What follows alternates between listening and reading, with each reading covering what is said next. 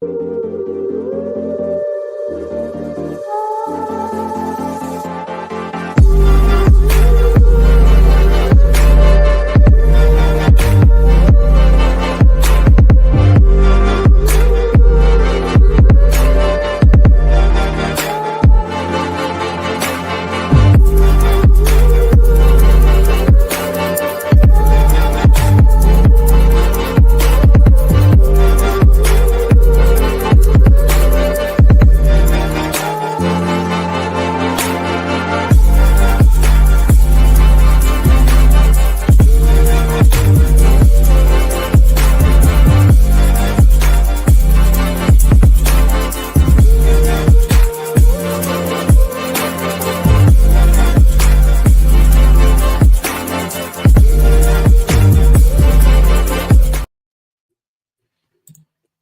to another episode of Roses Are Red podcast with your host, Mrs. Red Rose, her co-host, Sam I Am from the Married Couple Podcast, and AC from Midnight Media.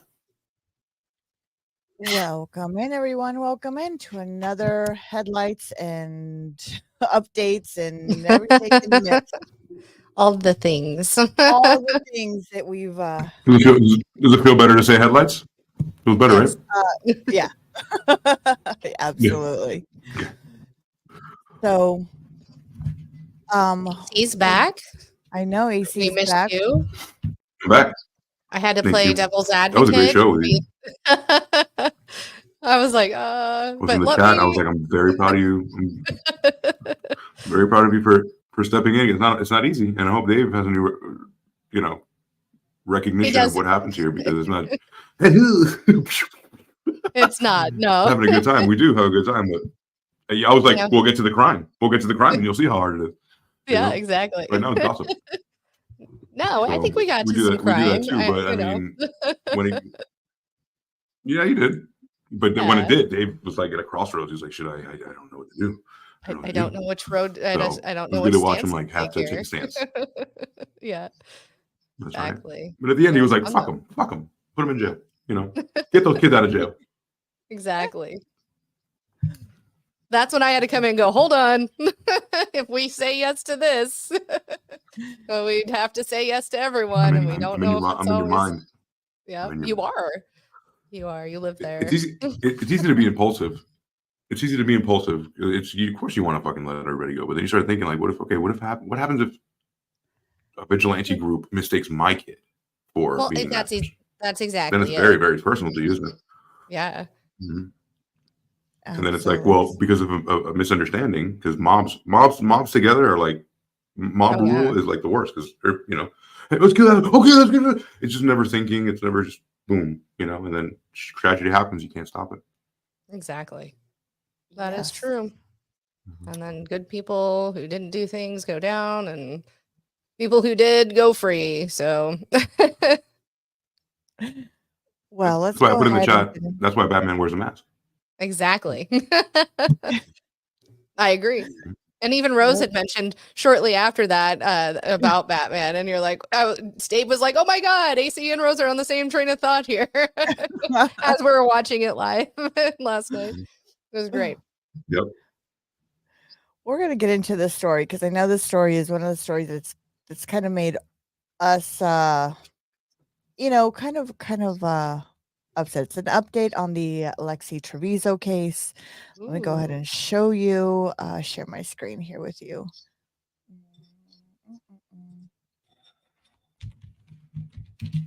I want to apologize ahead of time if I sneeze, if I abruptly violently sneeze. I just said, I'm not exaggerating, 150 times I get sneezed in the last 30 minutes, so don't mind me. Yeah. Did you get into the pepper? Every time I cook with, just growing I was rooting around the pepper, I was rooting around. I was like, what can make the night more interesting? Pepper in the nose. Yeah. All right. So this is a Lexi Treviso case. Just to bring everybody's memory, Lexi Treviso was the high school student that had her baby in the hospital and in the bathroom, and then put it in the trash can to die. Right. So her trial was actually supposed to be August 26th, and it was canceled. Now the lawyer filed for suppressed key evidence in this case, and basically what they're saying is that, you know what, you guys didn't read the Miranda rights, so all the evidence that they had has been now thrown out of court, so they cannot use it, which is really, I mean, she's just gonna get It's walked. pretty sad. Yeah. She's pretty much, it's all dismissed. It's because she, the judge agreed on everything is out. So, the story just makes you so mad sometimes, especially reliving and just knowing that everything is done and I understand when tensions are high and in those high pressure situations, especially, I mean, the hospital staff isn't really trained to do things the way the police are, right? The hospital staff is going to be like, nope, we witnessed this, we're going to help, blah blah blah, this happened. But then the police should have been like, hold on, we need to do things a certain way to make this stick if there is a case, and they dropped the ball. I mean, they gave an in. Once again, either we have a book or we don't. Right, exactly. They didn't play by the rules, or they forgot some key things, and it's definitely, prosecutors really don't have anything now because of the way evidence was handled, statements were handled, that sort of thing. So again, hospital staff isn't really trained for that, especially I'm sure that's not a situation police they run are really into. trained for that. True. Yeah, well, I agree. Even the police even let it. I guess she was supposed to sign a waiver. She didn't sign a waiver for any of the videos to be shown, especially like when her mom's talking to the police, stuff like that. Any of the clips of the body that were worn on the camera footage, that's also inadmissible. I guess, yeah. So all of that's going to be admissible, but they're hoping they're taking it to the Supreme Court. Does decide to overturn the it, state. or sorry. State Supreme they're Court. hoping that this is going to be, they overturn it, and then the ruling for a new date will be made for a new further trial. So who's at hoping? that point, I assume prosecutors. Not Trevino. Yeah, prosecutors. No, she's actually I would assume. She's actually suing the hospital for child wrongful death. So that's interesting. Hold on. She's suing for her self-murdering her own baby for a wrongful death. How? Yes. Under what grounds? Under the grounds is that they had given her all this high pain medication, knowing that she was pregnant. They didn't know until she pushed it out of her cooter and killed it in a trash can. Well, wait a minute. I mean, Think about it. But also, when you're Rose, they give you some pretty heavy drugs even when you're having a normal birth. You know what I mean? It is narcotics that they give you to take the edge off. It isn't, so I don't know. So I'm just saying, put yourself in her shoes for a moment. Put yourself in a murderous bitch's shoes. Oh, she's grasping at straws to turn shit her way. And then you pretend you're the prosecution. You're a lawyer, and somebody brings you this case. You take it. You have to pull at every single straw. So it's not like, well, you do. You do. You really do. And anything that could get you off, that's literally your job to get them off. If it's true or not, that's just the system we have. Yeah. But you're right. The other kicker. Allegedly, this is from doing a little bit more research and digging. Allegedly, she's going to the university to become a labor and delivery nurse. Not just a nurse now. Labor and delivery. Yeah. Yeah. Did I mention that? Yeah. Yes. So this is. Can I get into? Don't come near me. Don't come near me. Don't even touch my kids. Don't come near. No. Stay over there. Crazy. I wonder who would hire her. If I can add to this a little bit, so the morphine in the infant system was so low that it would not cause death. Okay. Right. So, but Treviso's attorney said that the baby boy 0.19 nanograms of morphine in his system in the autopsy. So he also said that the baby tested positive for COVID-19 and influenza. Oh. So it's 1900th of a billionth of a gram of morphine in this infant system. So it's totally not a deviation from the standard of care in emergency room to administer morphine to someone who is known to be pregnant. See? So so a little bit more color there, yeah. This So the kid had morphine in it. He was also COVID positive. COVID positive and also influenza. So he had the flu and COVID somehow. The flu is COVID, right? And well, they're two different. It wasn't enough to two different strains, but it wasn't enough to kill the baby. The 1/1900th of a billionth of a nanogram. Yeah, I mean that doesn't. Again, it is fairly common to give a narcotic to a pregnant woman in labor. Especially if you're like, I don't want an epidural yet, or it's too early, or whatever. I don't know what they gave me, but it made me feel good. My best friend, she was hilarious on whatever they gave her, and her son's fine. You know what I mean? Yeah. So. Right, of course. And my mom, I couldn't breastfeed because my mom was hopped up on drugs. They hopped her up. It was 1979. Right. So the nurse said that was taking care of her. She said, because absolutely, she like, do not breastfeed him. He's going to literally drink drugs from your tit.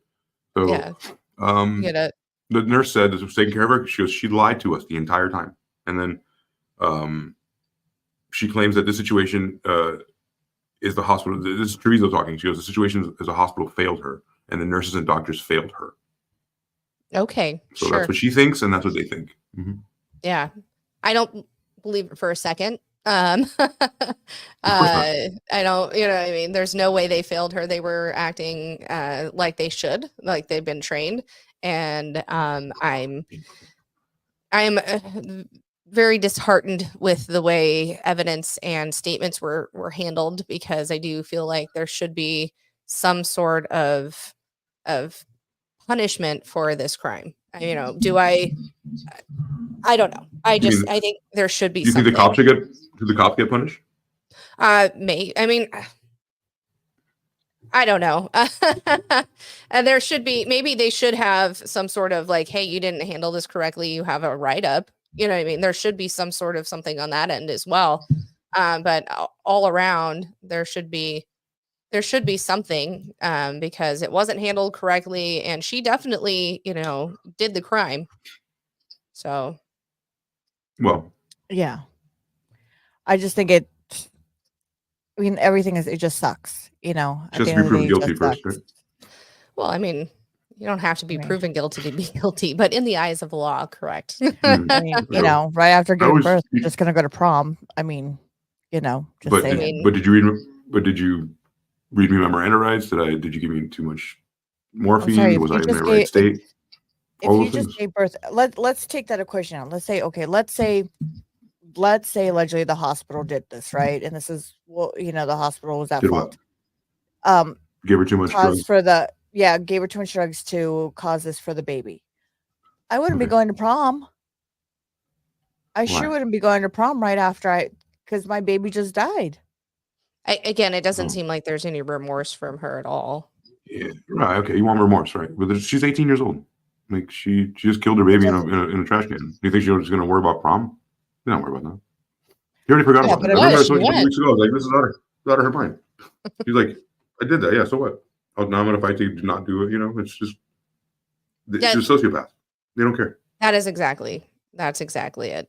And she's going to get away with it. And I mean, it is what it is. And who knows what else she's going to get away with in the future, or for other people, that watch this case on, get away with. She's 19 years old still? No, right? No, I think she's 20 now, or 21, I think. August 5th.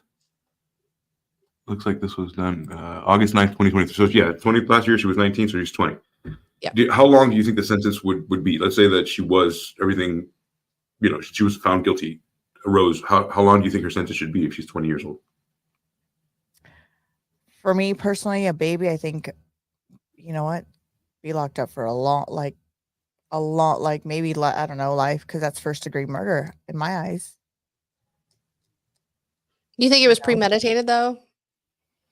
That's the first degree murder is when you like, all right, when this baby comes out, I'm going to kill it. That's first degree murder. I think she knew. I think she knew what she was doing. There's no way you can't tell me you have this child and you're in the hospital. You can't go and say, hey, you know. I mean, she But what's different is like, so there's a difference between the whole time she's pregnant. She's like, as soon as in like her 7th month, she was like, when I get to the hospital, I'm going to kill it. Like District Attorney Romo said. Oh my God, this is a baby. Listen, this is a baby. I'm going to kill it. There's much different than like, when this thing comes out, I'm going to kill it. I know I am. And that's first degree murder. Second degree murder would be, oh my God, a baby, and then kill it. Right. So that's the fine lines you're trying to chop up there. It's for either life without a possibility of parole or maybe get parole. That's such a huge distinction, you know? Okay. I still think she should be locked up for life, my personal opinion. For life. Just be locked up for, you know what? Bye. You're done. Your life is completely over. Bye. Okay. Some people have redemption, some people don't. That's the one thing. In your eyes. That's the one thing you can't get redemption from. No, it's a child. There's no rehabilitation for you. She could have. There were so many options for her to do that she could have done and said, "Hey, it's not breathe. I had to go to the bathroom. I felt like I was gonna, go number 2 or whatever. This came out of me because apparently she didn't know she was pregnant. This came out of me. What do I do?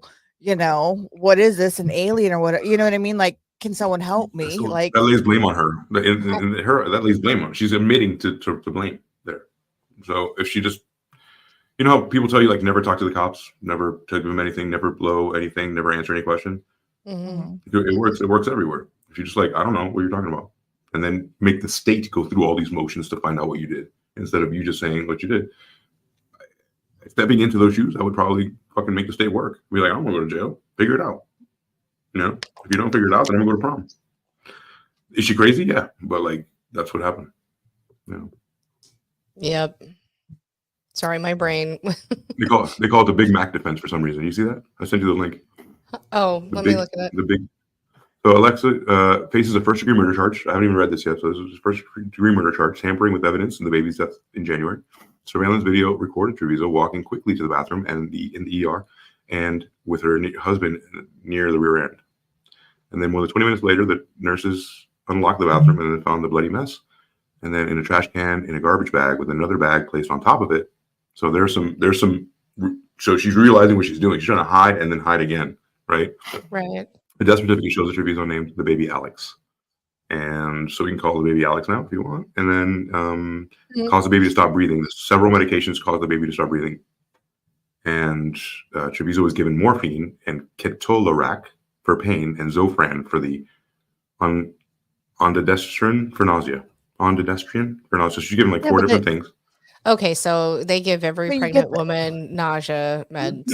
Yeah. I mean, I remember the doctor giving me nausea medication because I was super sick with my daughter. Mm-hmm. So that's nothing,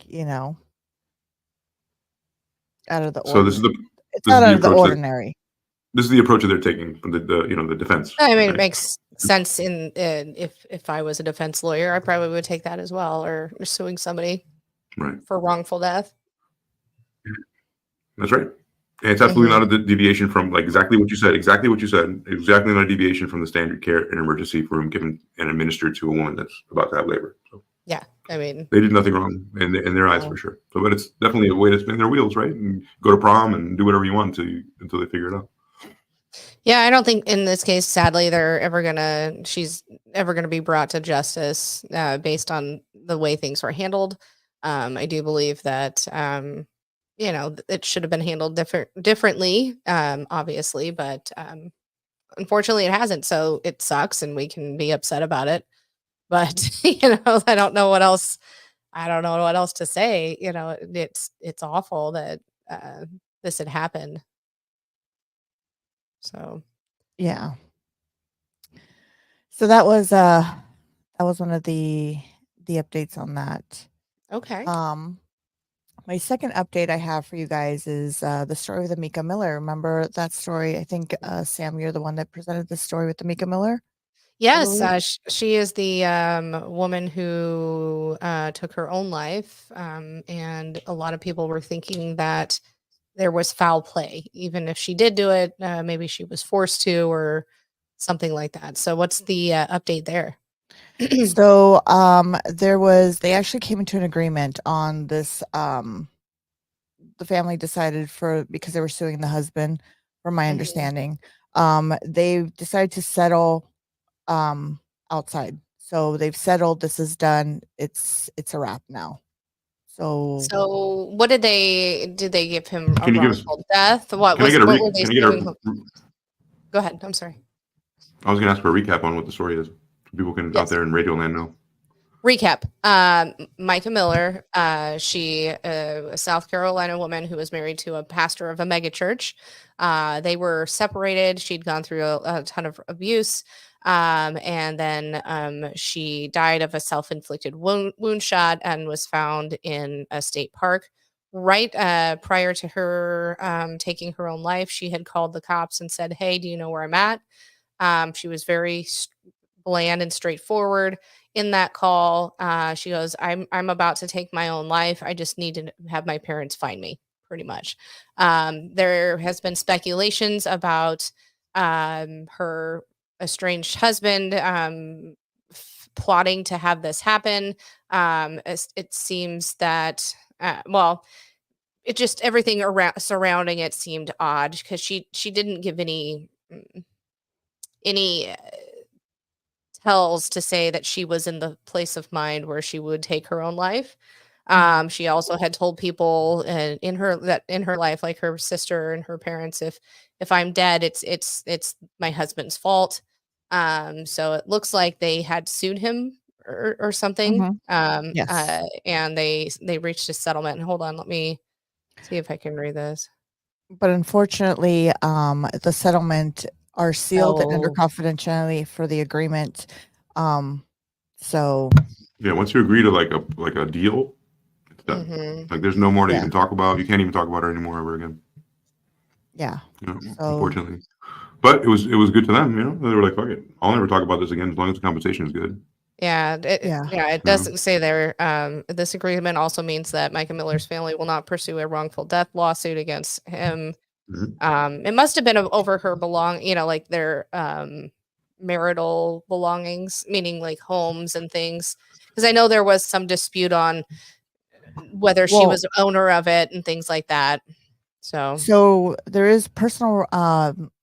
John P. Miller would be the personal representative of his wife's estate. They agreed pending the judge's approval. So I guess that's still up in the air. Oh, wow. But everything else has been settled. So we'll never know what exactly, but it's done. Look at that. Some people don't care about shit so much, like justice. We care about justice so much, and I really want to see that person pay. Some people, that's the way the world is. You can just pay to not get justice, which is what plea, which is like settling outside of court is. It's like here's a big ass lump sum of money. Compromise yourself. Never think about this again, and I'll get off the top free. And you say yes.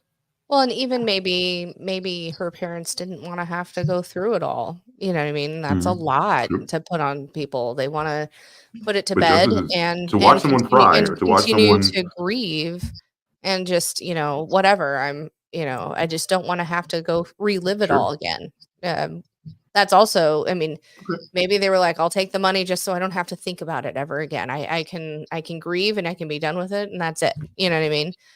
There's also that aspect too. True. Yeah, good aspect.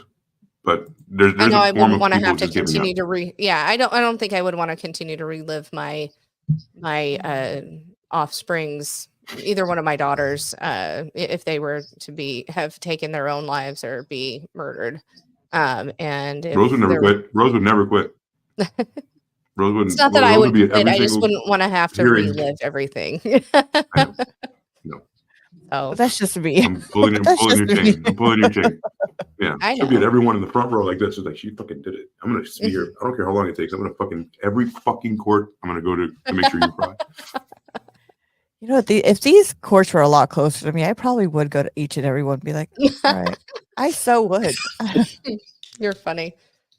Be there, be like, all right, let's see what's going on.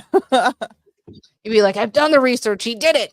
Let me testify, even though I wasn't there. Right?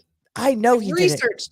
I've got more evidence for you. You'd be talking to the prosecutors like, listen, I found this because I'm a detective now, and here's some evidence I uncovered. You need to use this. Can I give them also a bag, a whole box of soap? Objection. I have no idea who this woman is. I have no idea who this woman is. Objection. Just saying. Exactly. All right. Do you guys have a story for us? I have a couple. I thought this one was funny, and I'm going to do it because I'll tell you why in a minute. So a 15-year-old has been charged after bomb threats were made against his high school. What had happened was this 15-year-old was charged after allegedly making bomb threats against his Maryland Heights school in May, police said. According to the Montgomery County Police Department, the teen allegedly worked with a 12-year-old, so a 15 and a 12-year-old concocted this cockamamie scheme from Pennsylvania to call in threats to Bethesda Chevy Chase High School, prompting the school to go on lockdown. The 15-year-old found the 12-year-old on social media, according to police, and allegedly paid him an undisclosed amount of money to call in the threat. Neither child has been named by the authorities. Obviously, they are minors. But police said that the 15-year-old communicated in real time with the 12-year-old, providing information, updates, and instructions as the threats were being made. The caller demanded that a certain dollar amount be paid to prevent bombs from detonating. At the school. My brain read denotating. That's how dyslexia works, folks. Detonating. So SWAT team and K9 units responded to the school, and a search of the campus turned out no explosive. The students were dismissed for the day, police said. The two allegedly made all other threats to Walt Whitman High School and Bethesda Elementary School the next day. The 15-year-old has been charged with multiple felonies, including threats of mass violence, making a false statement, and extortion. He was released to his family, but under Maryland state law, charges cannot be filed against the 12-year-old. However, the actions of both of them caused disruption to the school day, forcing a lockdown and taking emotional toll on all of the students, staff, and community. So the reason I did this story is back when I had graduated high school, I was dating a boy from a different town, same age as me, but a year behind me in grades. And I picked him up from school one day and he goes, "We got to go." I called in a bomb threat. I just didn't want to be in, because he had said, "Hey, come pick me up early." And I was like, "Why?" He's like, "I got to go. I called in a bomb threat. They're letting us go, blah, blah, blah." Well, they figured he did it from the payphone from the lunchroom. And they fingerprinted it and found him. And also kids talk and whatever. He only got suspended, and then there was no criminal charges brought against him. Now, mind you, this was pre 9/11. This was probably pre Columbine. Actually, it was. This was in 98 when it happened, I believe. 1996. Columbine happened in 99, I believe. And the reason I remember that is because I thought I wouldn't have been in school, because we were going to move to that area when I was just beginning high school. And I thought I wouldn't have been there. It's 96. Talk about dyslexia. 99, yeah. You're yes. right. You're right. I thought I would have been there, or I wouldn't have been there, but I would have known the kids so it kind of really, even though I didn't know any of the kids or whatever, when that happened, I was like, holy cow, that could have been my friends, who knows? But yeah, so that had happened. But I thought, so it's interesting this kid found another 12-year-old in a different state to call in this bomb threat. At least they're charging him. But what kids will do to get out of school? I don't know if it was for that, but I know, I mean, was it just to get out of school? Was it really? Why make the threat? And I don't know. What do you guys think? I think it was more lax back in the day, and people were like, "Oh, it's just a alarm. We'll just turn it." But now people are on high alert on everything. Everything's a tragedy. Everybody's gaslit. Everybody's worried. Everybody thinks the next World War III is going to happen now. Even though in the 60s we're waiting for the nukes to drop. And kids hid under you hid under your desk at school for that, because that's going to save you from a nuclear bomb. That's going to do anything. Yeah. But it's that warm fuzzy, like, I'm doing something to make it better. Right. I don't know. I think in this case, they probably can't charge the 12-year-old because it's in a different state. I don't know exactly why they can't. I can see why they would charge the 15-year-old. He did orchestrate it all. He just paid this kid who was like, sure, I'll take your money to call in a bomb threat. You know what I mean? I don't know. Do you think it's because he's out of state that or the other kids out of state that they aren't pressing charges, or? I don't know. I wonder what the laws are over there. Yeah, I didn't look it up, but yeah, I mean, that's a tough thing. I don't know. I know it was my kid. That could be. If it was your kid, what would happen? It'd be in a lot of trouble. Not only legal trouble. I'd be the first to be like, hey, this dude, he's the one who did it. Yeah, in a lot of trouble. And be like, you know what? Grounded forever. Yep. That's why it's important to have the legal system is also to show people that there are consequences. So even though, like, let's say for what you just said, right? Like, oh, I'll make sure that he's punished. People have no idea what you're going to do behind closed doors. We're not going to trust you to punish him. Like, we need to have a body. I would be the first to turn him in. Yeah. Be like, you're probably going to juvie over this dude, and I'm not going to save you. Fuck no. Of course not. Well, when they don't do anything to the kid, and then he's like, oh, well, I got away with it. What else can I already got away with this. What else can I get away with? Right. Now we trust that you as a parent will or whoever is a parent will discipline, but most parents are like, oh God, good thing we got away from that, buddy, and then just not even learn anything from it.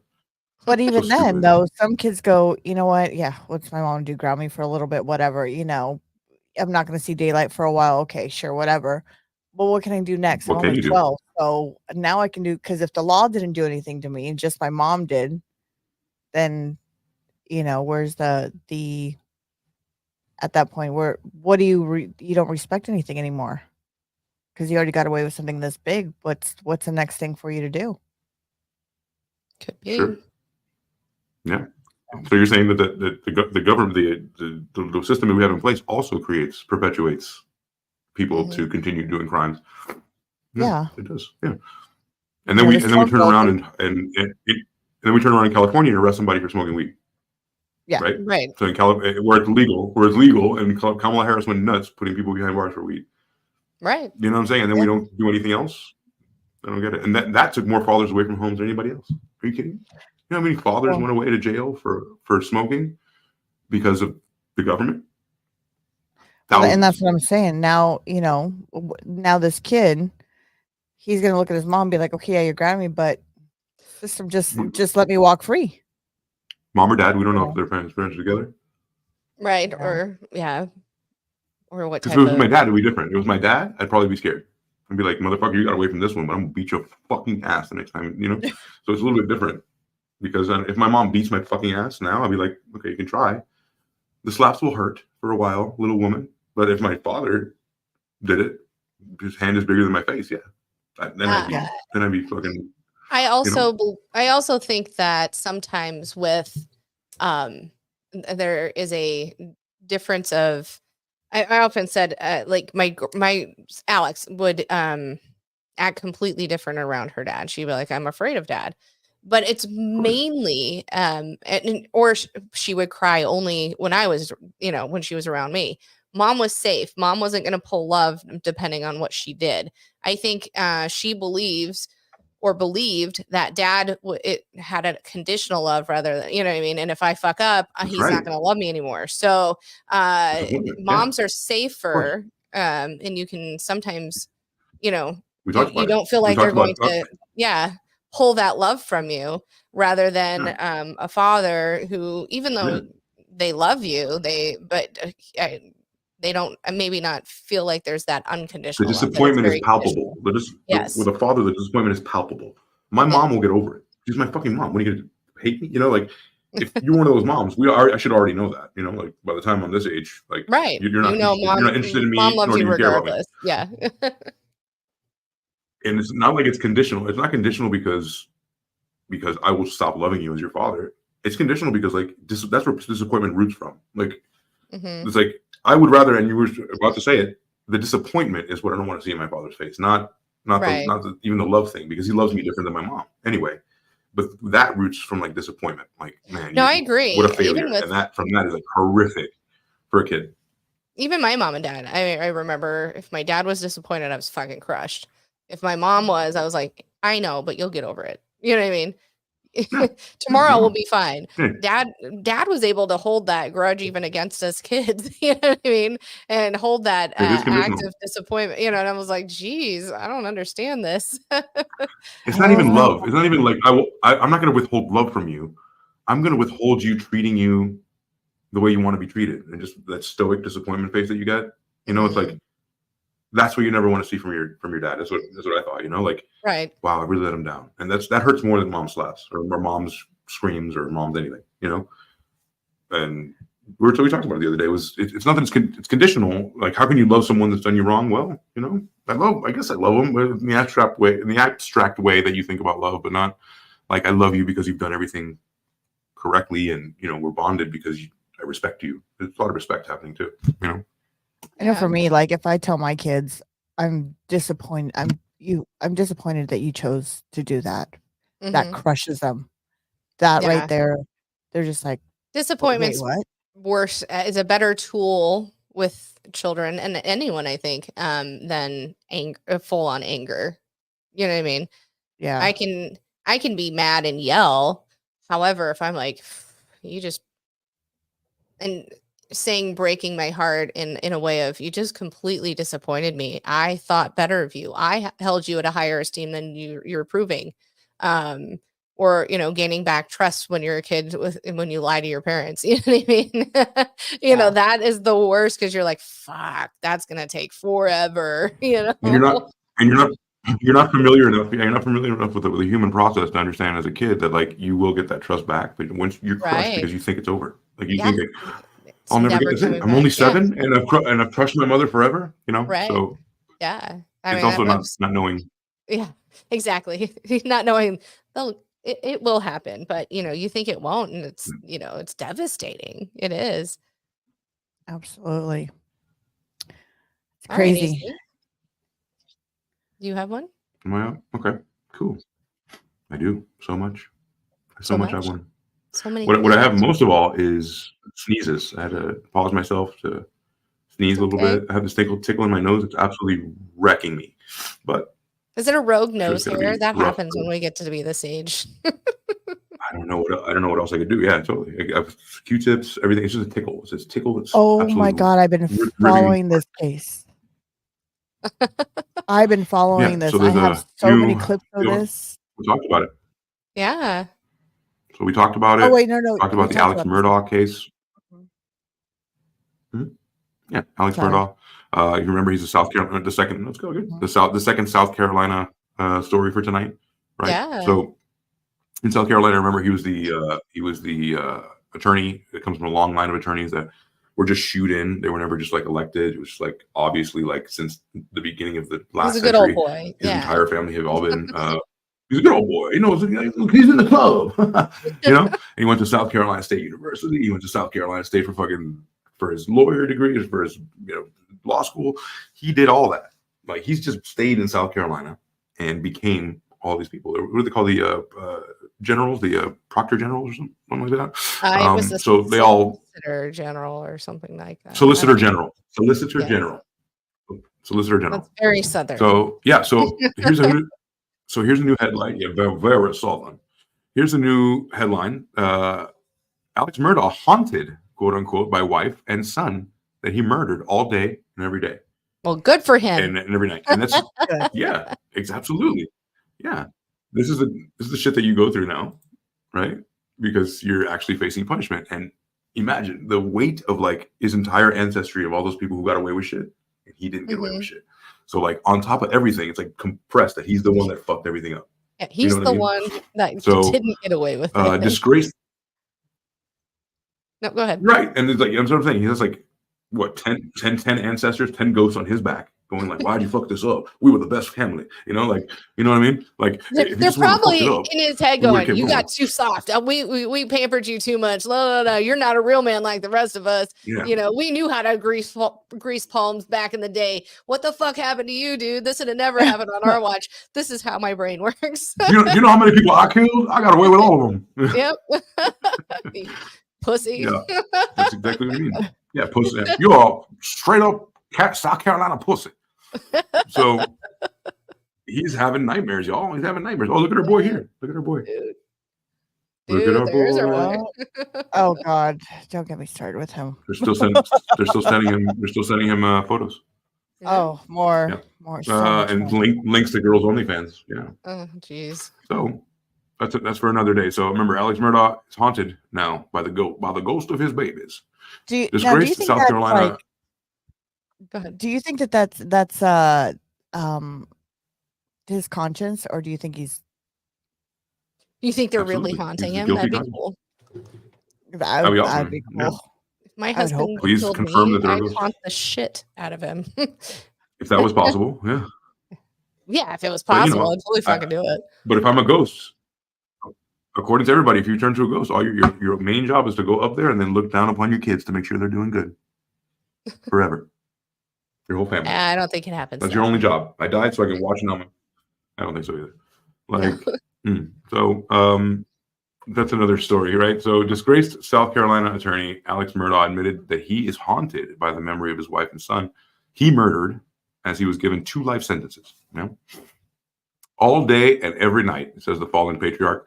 He admitted in the courthouse. He said when he was found guilty, right, he killed his wife Maggie and then his then son Paul, who was 22 and 52 respectively, right? During the court, he was extremely graphic during the testimony and all that kind of stuff. So if you remember, we went all through all of this in one of our live streams, and then we did. He says now, who's completely stone-faced the entire time. Rose hated that. He was completely stone-faced and denied all of his guilt. He was, it was unimpressed by the judge. You know, he said, "I never hurt my wife and son." That's absolute bullshit as far as he was concerned. And I wonder what the dynamics here is, because since he's a solicitor general and so is his family, I wonder what this culminated in. Like, does he hate him? Probably. You know what I mean? Does that have a part in it? I think so. He's in the justice system. I think there has to be some ire with the others that were not part of the men's club that was the Murdaughs. You know what I mean? Right. Exactly. It's a huge target on your back. And so he blamed it. Remember, he blamed it on the opioid pills, and he said, you become another person. He had a serious drug addiction. We detailed that. If you guys want to check out that episode, look back into our catalog and check out the Alex Murdaugh case. One of our biggest watched ones, actually. Yeah. On all pages that it's been put on. So yeah. Sorry, I didn't mean to interrupt. That was a good one. That was a good one. No, not at all. Not at all. I wasn't looking at your face, so I can't see the cue. So appeals are probably happening, and they're underway. But I doubt that any appeals are really gonna shake what this had, because obviously, he was sentenced already. And then they mentioned he was a cunning manipulator, and he just killed these people out of selfishness. If you're watching the screen, you can see how absolutely red these people are. They produce fire red children. So, my Lord. I mean, and gingers already have no soul, so don't come at me for that. They say gingers have no soul. Yep. My best friend Mark, the one I told you is coming on September 7th. Yeah. He's ginger, strawberry blonde ginger. So we always talk about him. But he's a big Viking. You can't. He's a big There's guy. a difference right there. Yeah. Right. I don't know. You know, like if you look like that's the only ginger you can get away with. That and hot ginger girls. If you're a hot ginger girl, God bless you. Well, it's 50-50 on that. You're either there's like no like middle ground good looking ginger for me. It's either you're dead sexy or that. You're all that. Dead sexy. It's funny you say that because you know. Yeah, I know. Imagine if his wife was like in the background. You know, the background of all these pictures, his wife's just sitting there. Oh, that would be crazy, wouldn't it? Yeah. So this man is seeing things, right? He has his jaw tightened up. He's having a bad time in prison, and he's saying to himself that he's being completely haunted by his dead wife and dead kid, who he murdered. So good on you. That's a little update for him. One would say, or one would think, okay, because he seemed as if there was no remorse with him, right? He just got caught, and he thought he could blame it on the opioid addiction and la da da da da. So him saying, "Oh, I'm haunted by them." Now after the fact, it seems a little too late. Like, oh, I miss them. You know, I took the lives of the people I love the most. You know, they're haunting me now. I think that, I mean, obviously, it just seems like you can't play it one way in court and then go, oh, but now I feel guilty. Now I feel bad about it. I don't know. It seems like a ploy to me. Well, that's what it's for. A ploy for sympathy. It's what it's for, right? To actually to make you feel something later on. Right. Claim insanity, do you think now? No, you can't do that after the fact. No, he's already sentenced. It's but what he can do is appeal, right? He can appeal. This is the latest on him, though. So that made me want to, since we have a couple minutes left, this is the latest on him. This is the last thing to come out. So we already talked about the charges. Remember, he did embezzlement, theft, fraud, right? And he was convicted from the Carolina Supreme Court, and he won't get out of prison anytime soon. So the whole thing is saying, even if he ultimately gets off for the murders, which I don't believe he will, this should give you guys everyone in Radio Land some solace, and you guys as well, that even if he was to get off for the murders, which I don't believe he will spend the rest of his life in jail for the money he stole and the lives he ruined. So it doesn't matter if he gets off for the murders, he's in for embezzlement forever. Therein lies kind of the disparity, I think. If it's totally proven and appeals don't go through and you are convicted of murder in the first degree, typically you do get life. But I feel like people who steal from people or steal from the rich or whatever it is, they get do that last night. Yeah, that's kind of where I was hearkening back to. I mean, they get a ton of jail time, whereas somebody who SAs somebody, or so let's take murder off the table, somebody who SAs somebody or whatever it may be, in that respect, they get much less time than somebody who takes money, or in this case sometimes murders people. You know what I mean? It just doesn't seem fair. Somebody who has somebody for the first time gets out in a few years, whereas somebody takes this amount of money, stays in there for 35 years. I mean, I don't know. Yeah. You had a thought. I mean, what does that tell you? What that tells you is that everyone, it doesn't matter what you do. What us peasants do doesn't matter. Yeah. You can do whatever you want. But never ever go above your pay grade and try to steal some money or try to embezzle some money from and he's rich. By our standards, Alex was rich, right? Well, absolutely. There's somebody above him that's paying him. And when you start embezzling that, it's over. That tells you a clear message. It's don't fuck with us. We set the rules. We have our own rules. So you guys do whatever you want.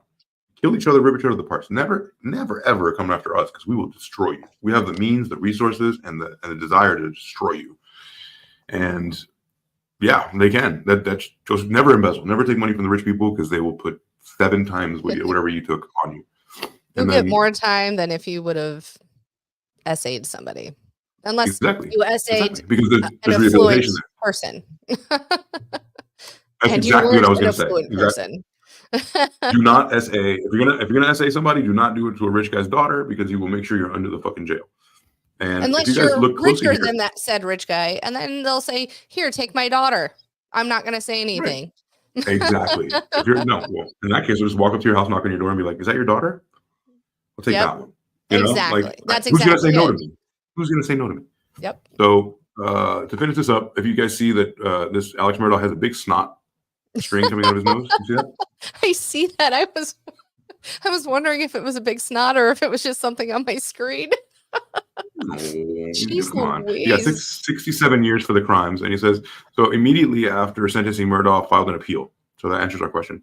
Claiming that former Colton County Clerk Rebecca Hill tampered with the jury. So he's saying like, oh, they tampered with my jury. Of course they do. Of course they do. Of course. No, not this time, buddy. So the ruling means in the case that he will go straight to the state's highest court, right, for a lengthy court's appeal process. And the high court might overturn the lower court's early decision to deny Murdaugh the new trial.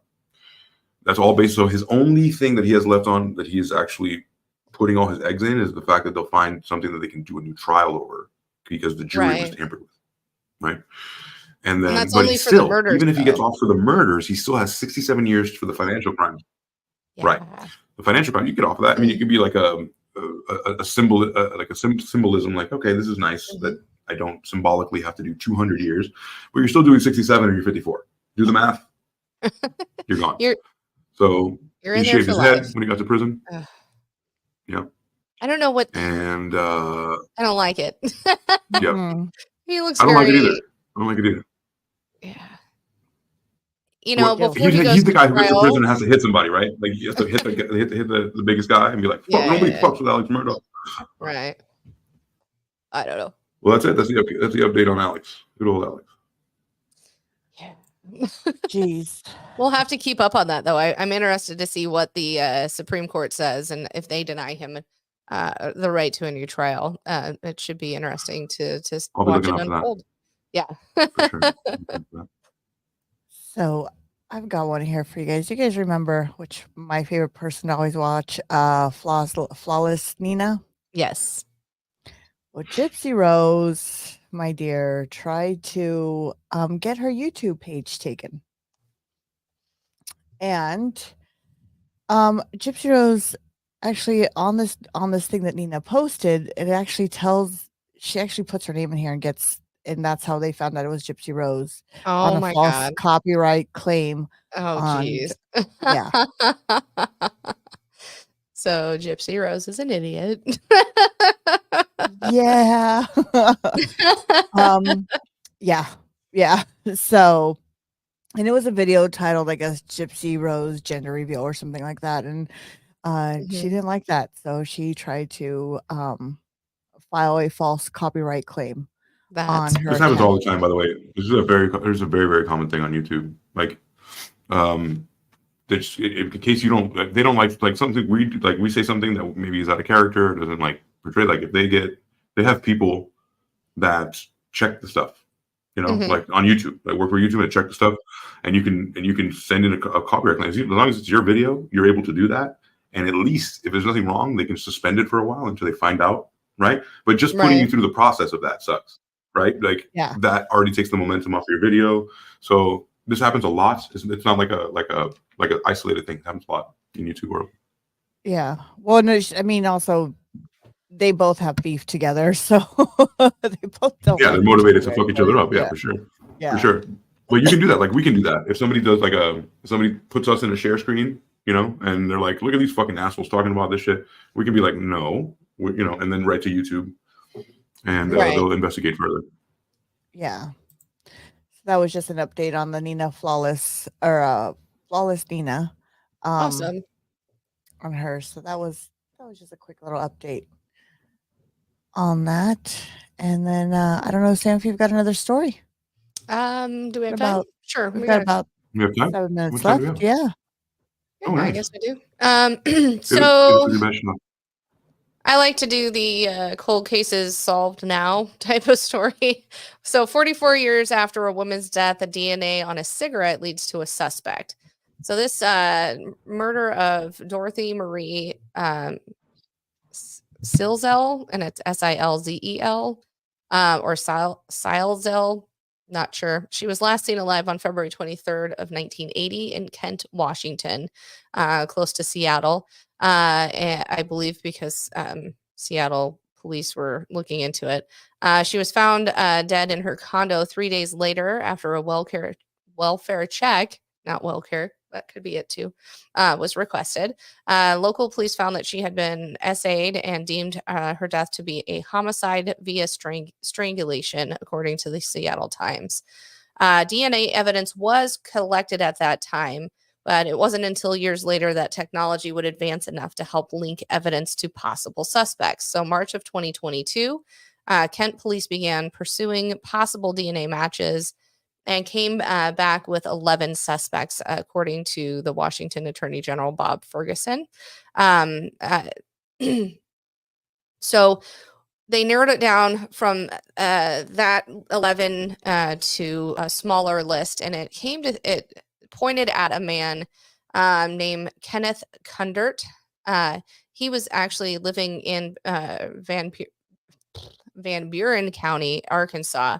He had lived and worked in Seattle in 1987, but no earlier records were available. So they decided this guy was a person of interest, and they decided to question him on it. And what had happened, they saw that he was a smoker, and while being deposed by the police in Arkansas, they saw, or the FBI or whoever was doing this, he put a cigarette out in a water bottle. He did not readily give up his DNA, so they put him under surveillance, and they watched him put out a cigarette before walking into like a convenience store, grabbed that cigarette, matched his DNA, and found out he was the one who murdered and essayed her. So he was arrested on August 20th, and he's been charged with first-degree murder and has been held on a $3 million bail at the Van Buren County Sheriff's Office. They're hoping to extradite him from Arkansas to Washington to face his charges. So I'd seen the story today, and I was going to do it. I was going to do that story. It was so cool. Right. 44 years later, they find the killer, and I love it. I love hearing stories that they just don't let it go. You know what I mean? Like, yeah. Especially wrongful death ones, like wrongful convictions. Mm. Well, yeah. I mean, this was great. I mean, they didn't have the technology, but they had some DNA technology, but not enough back then. And then things progressed and got better, and then they were finally able to, find the one dude that did it. So that's pretty cool. Yeah, that's really good. So, all right. We've got 3 minutes left. I don't know if you have a short story there, AC. No, I think we should take these 3 minutes to tell people that you should definitely like and subscribe to what we're doing. Every week we're doing awesome stuff. We're doing a 2-hour live stream as we've been doing for the last months, and people have a really good time. We've gotten record numbers lately where people have shown up and they participated. We got people coming in new and kind of dropping messages. We can also tell that people aren't subscribed. So if you're not subscribed, please take the time to just do that. It's free. And then you're doing us a huge service by getting us to 500. We're dying to get there. And then once we do, we promise to do a party. It's something really fun to watch and partake with us. And then, but please join us on Friday for our Anything Goes 2-hour live stream where we do a deep dive. And then join us on Monday nights where we do a live premiere of a video that we pre-recorded, but we're in the chat. You get to talk to us if you can't make it on Friday. But please show up for those. Share it to your friends. I know everybody loves true crime, so share it. If pour your cup of tea, pour yourself a big cup. We always have the hot tea. Yes. Or a cocktail or a couple drinks. Yeah, we have, we like to have a good time. We like to discuss. We like to give our opinions. And I like learning. So it's really fun every week to learn a new subject or learn a new true crime and or cult or you name it. Absolutely. Or if you like watching two girls, fight with a guy. You like that? That works. Yep. That works too. So with that said, thank you everyone for joining us tonight, and we will see you on Friday. Yeah. Oh no, Sam, wait a minute before we leave. You're what right. do you got going on Wednesday? Wednesday night we do How Was Your Day? It's the Married Couple podcast on YouTube, but the show is called How Was Your Day? It's me and my husband. He is I am Dave. Sam I am, and me Sam I am. We do a variety show. It's really fun. We do segments, whether it's Who's Coming With Me, kind of retro look back that I'm hoping to start doing soon, and then or top 10 that Dave thinks of. We do things like that. Sometimes we have guests. Hoping sometime soon YouTube will be back on. And then, it's just a really fun show. So it's Wednesday nights, 8 p.m. Central, 6 p.m. Pacific, and 9 p.m. Eastern. And wherever it is, I say this all the time, at whatever time it is in Australia, because we do have a few listeners from there. So usually midday there, I think. I don't know, depending on where you are in the country or continent. So yes. No, it's a really fun show, and I love doing it. So we have just put on a best of live premiere where we're going to rewatch an old episode with all of our listeners, and then upcoming should be a live show, so it'll be good. So go ahead and watch, and we will see everybody else on Friday. Yeah, see ya. See ya. Bye everyone. Peace out.